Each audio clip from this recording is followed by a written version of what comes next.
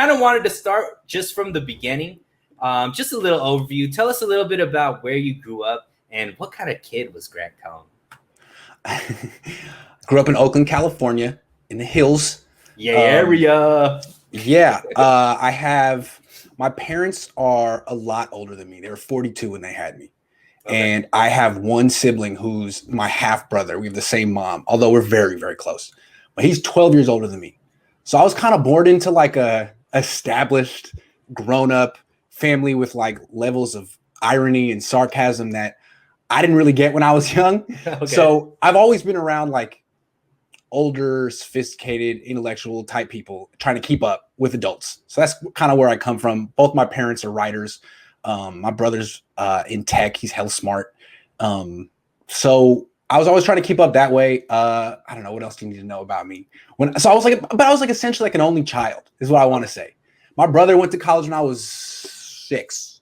So I spent a lot of time talking to myself, a lot of time trying to make friends, I was not cool really in elementary school, middle school. I mean, I think I could always like talk to people, and I was always very concerned with trying to make people like me because I was afraid that no one liked me and I didn't have any friends. So I guess relating to people has been something I've been thinking about since I was a little kid, and maybe it's why I am good at doing it on YouTube with so many different people. That's amazing. That's amazing. So it makes a lot of sense, I think, obviously coming from more of an intellectual background, some of the ways that you analyze things, that makes a lot of sense. But with as well as you are communicating with so many different people, you wouldn't expect you to be, maybe that awkward child in school where you didn't have like the most friends and whatnot.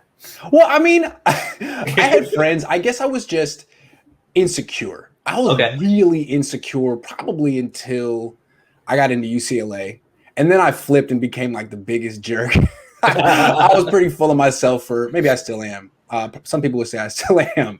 But no, I was really insecure as a kid. I guess most kids are. Right. But I just wanted people to like me. And I was very much an only child, calling people up. Hey, you want to come over? Can I come over to your house?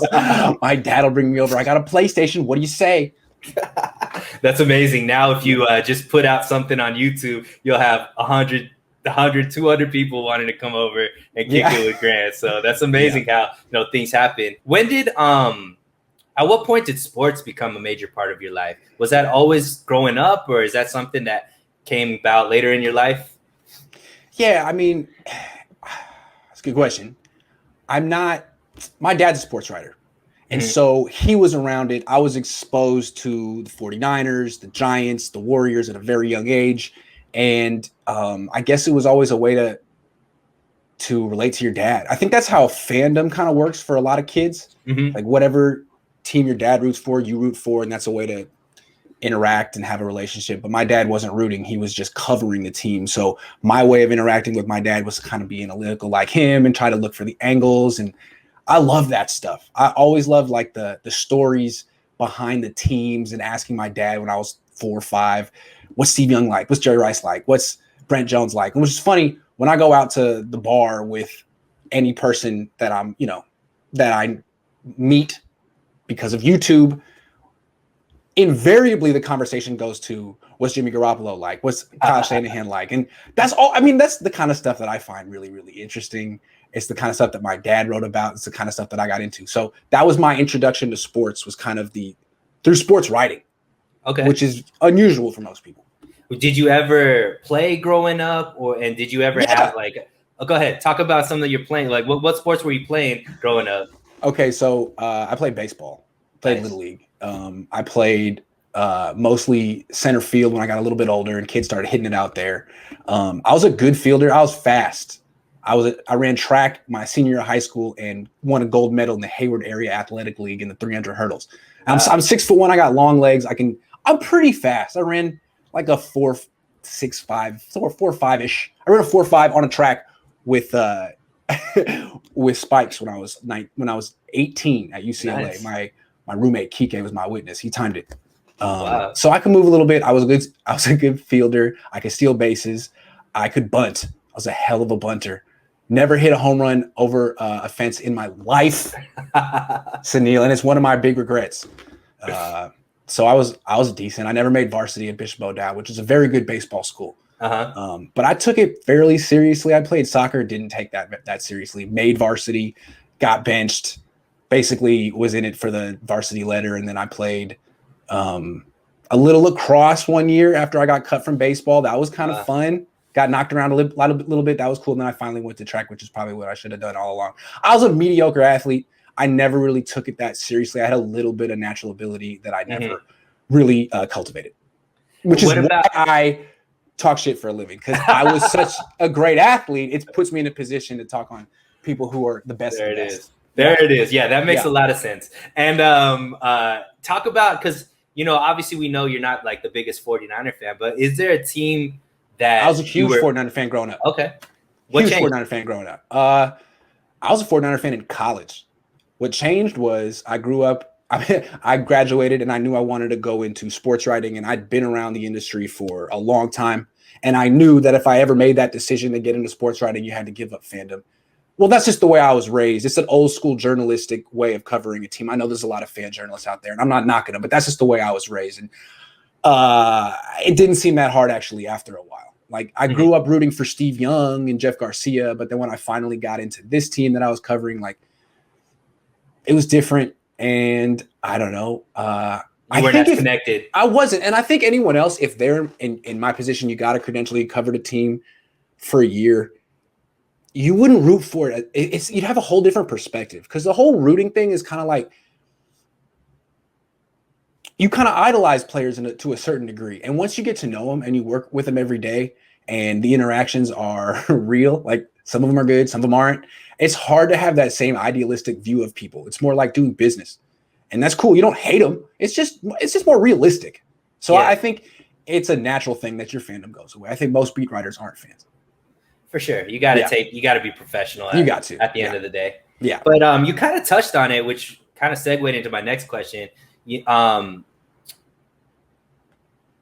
Talk a little bit about when did you start gaining a passion for journalism, and was that always the career path you expected to take? I mean, you spoke about your parents both being journalists. Was that just kind of in the blood? You knew that this was what you were going to do, or did that come about some way, somehow, where you a light flashed and you were like, okay, this is what I want to do for the rest of my life? Well, my dad's a particular type of journalist. He's a columnist. There's these old school distinctions in newspapers. Like back in the day, there was one person who wrote the news. Those were the beat writers. One person who wrote opinions. Those were the columnists. And the columnist was always kind of like the more sexy position. They got paid a little bit more. They had their face in the paper. The beat writers usually didn't. So my dad was the opinion guy. We were always looking for angles, for opinions, for discussions.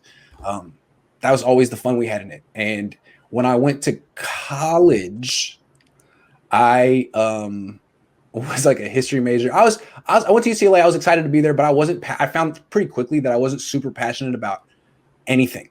Like I was a good student and I tried and I worked, but I wasn't like really passionate.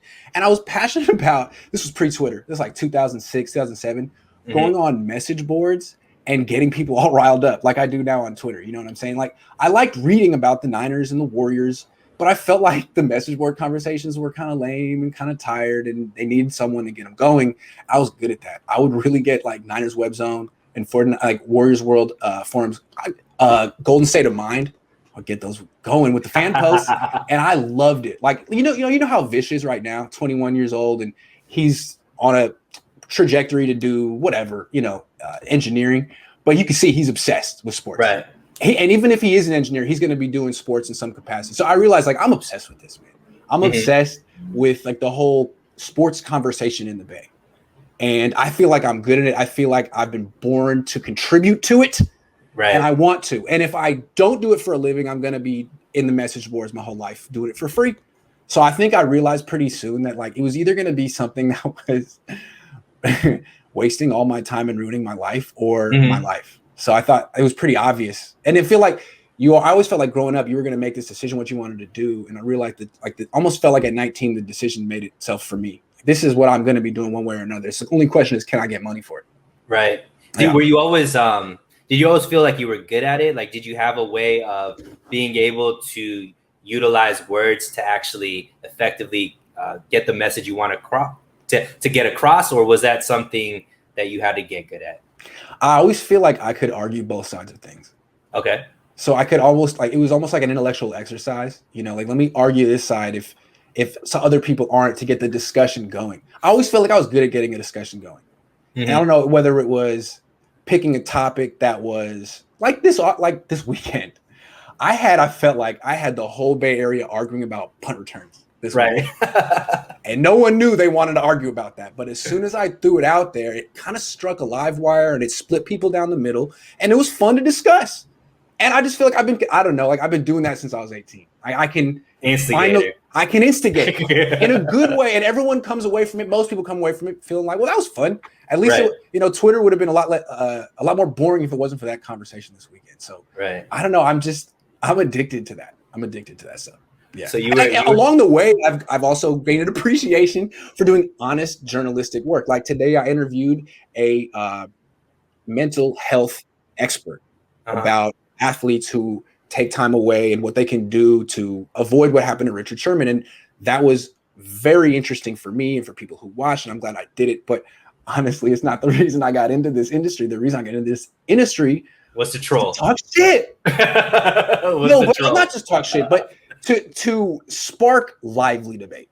Right. I love that. And I love bringing people in who can contribute, like you, like Vish, like Jackhammer. And then all of a sudden you have a really interesting debate with smart people. And then you learn stuff. I love that. As opposed to one of these vanilla discussions where everyone agrees. I hate those. I know you hate those too. Right. I'm always trying to be on the opposite side of you. Yeah.